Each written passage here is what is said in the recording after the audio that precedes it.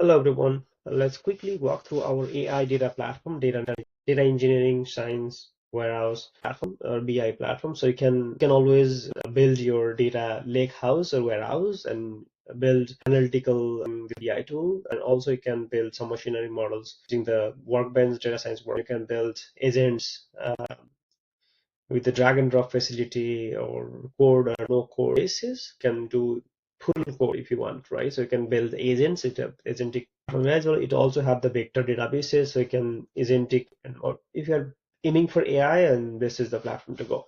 So let's say we have the ETL platform. You can collect the data from different sources. It could be MySQL or SQL Server or Oracle. It could be any kind of data sources, or it could be REST APIs. So you can just quickly collect the data from different sources, and you can quickly see data there. Say confidentiality purpose, I'm not going to show you. Let me show you something that's coming from the source, right? You can see the data like this. You can always process the data into silver. You can always process up to the gold, and finally you can see the data as required now.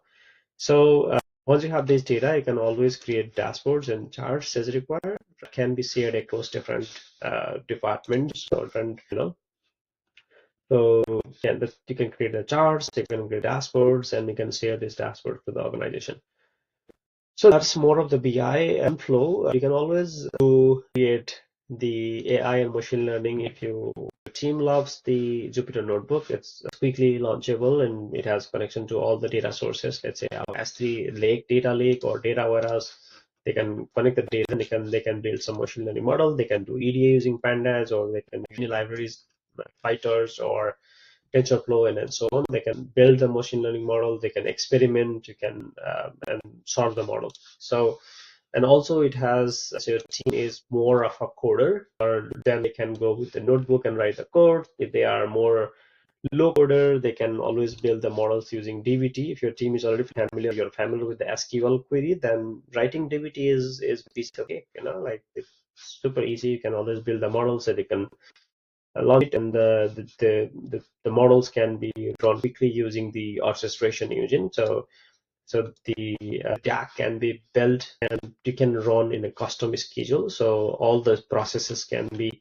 So let's say run the NiFi process. It to NiFi, it run the job, and it can run the silver process, and so on. So you can run all the end-to-end process using the orchestration tool, right?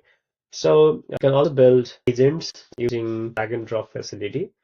So building agents is super easy. So you can always tag the agent. You can pass the model that you want. It could be locally hosted APIs. We have locally hosted options as well. So we can use OpenAI options, and you can give the prompts and instructions, and we can build quick models. You can always have the MCP tools added, so you can connect to your data sources, and you can always have the vector databases connected.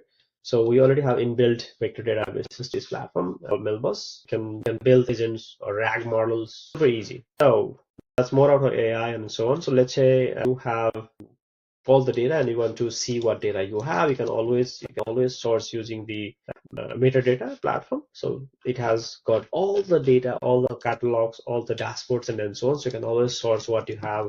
Let's say you want to see the loan data, and you can to see the customers data, you can see accounts, and then so you can always explore the informations you have using the single cataloging system that was metadata platform.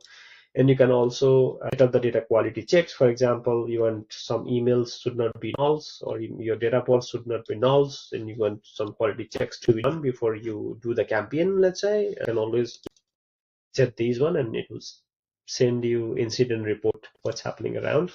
You can always add more of the options there. We'll talk more about that later. So we have, let's say, query logs. Let's say you query the data, you want to analyze how it was performing. You can always analyze the query by using a live plan. You can see how much it was taking, what does the performance look like, and how you can tune it. You can always, if you are a developer, you can always tune it as required.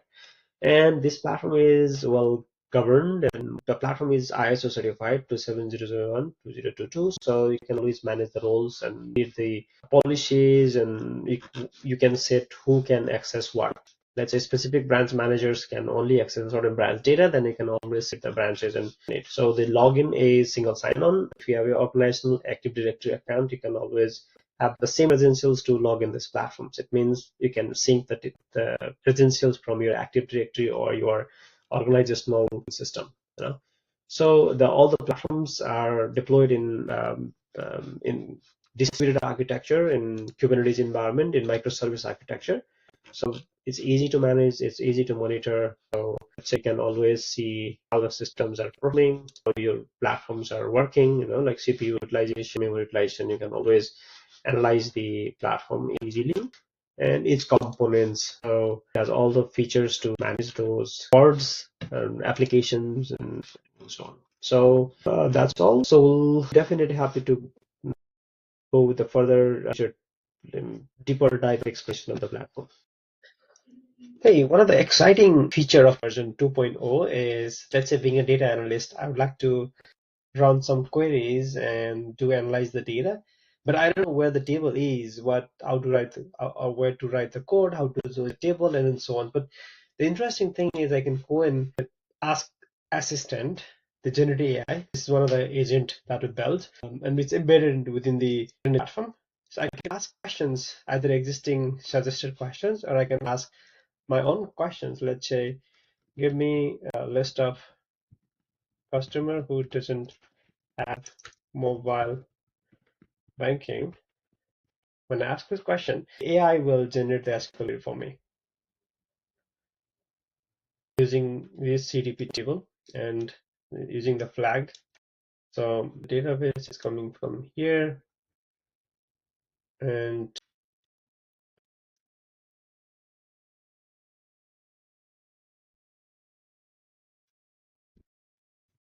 yeah, just this is interesting, right?